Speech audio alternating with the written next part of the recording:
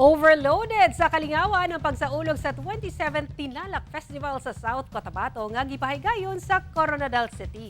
Kay gawa sa makahinganghang performances, nakisadya sab sa kapistahan ang daghang kapuso stars.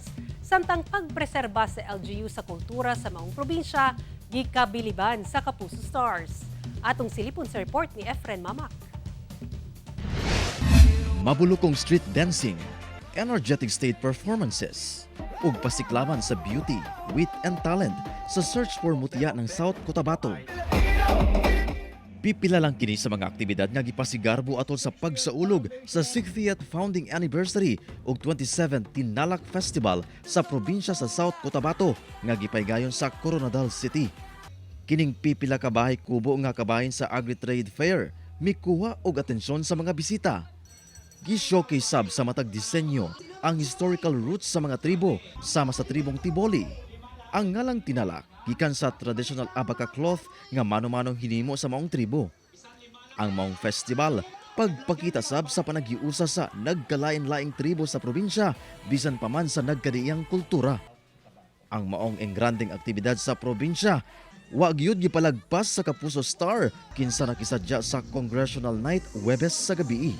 Mipakitang gilas ang youngest Pinoy pop group nga Cloud7 nga gilangkuban nila Lucas, Johan, Cairo, Egypt, Migs, PJ ug Fian.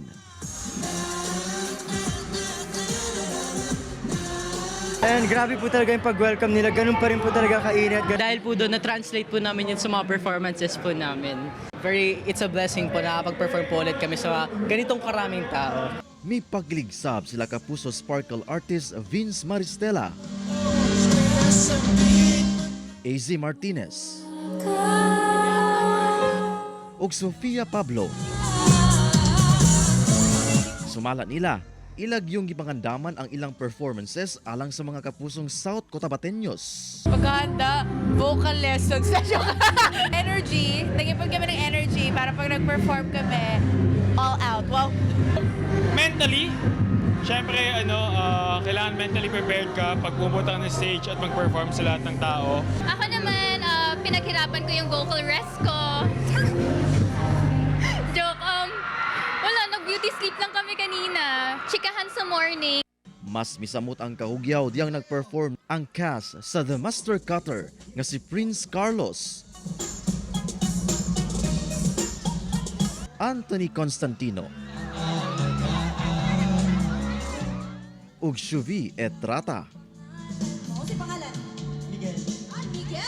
Sobrang na-appreciate ko na pumunta pa rin kayo dito kahit natagulan ngayon. And sobrang nakakataba ng puso na sinusuportahan nyo kami. And Sa una kay diri may mag-camping-camping sa Girl Scout, sa una sa Marble Me, nato sa may Coronadal karang mga ugnaing mga informative nga mga like for example activities sa science, math. Diri gyud mi ana mo adto mo nang surreal kay ni nga moments ako kay nibalik ko karon pero mag-perform nako. So nalipay ko, sobra ko nga nalipay. Ug mitodo pa ang excitement sa pag-perform na ni Infinite Star Rian Ramos.